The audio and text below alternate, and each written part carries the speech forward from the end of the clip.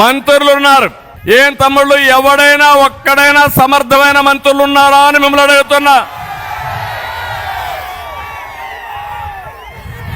కానీ ఒక పాలసీ పెట్టాడు.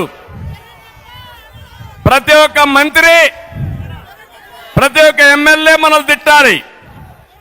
మీరు చూస్తే వైసీపీలో బూతు రత్న అయితే ఎమ్మెల్యే టికెట్, బూతు సామ్రాట్ అయితే వాడికి మంత్రి పదవి. ముందు నన్ను తిట్టాలి, పవన్ కళ్యాణ్ తిట్టాలి, లోకేష్ తిట్టాలి, అప్పుడే వీళ్ళకి మంత్రి పదవులు, అప్పుడే ఎమ్మెల్యే సీట్లు, అప్పుడే ఎంపీ సీట్లు. ఇది ఎక్కడ సౌభాగ్యం అని అడుగుతున్నా. డయాఫామ్ వాల్ అంటే తెలియని వ్యక్తి,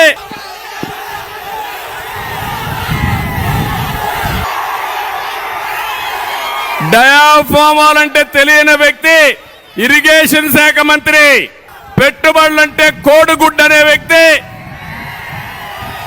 ఐటీ మంత్రి, ధాన్యానికి సంచులు ఇవ్వలేని మంత్రి, పౌర సరఫరాల మంత్రి,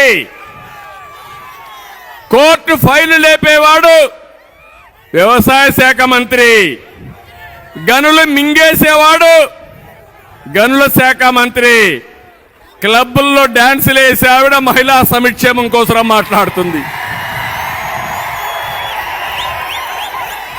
ఏ తమ్ముళ్ళు అర్థమైందా మీకు ఇప్పటికైనా వీళ్ళ యొక్క వేషాలు?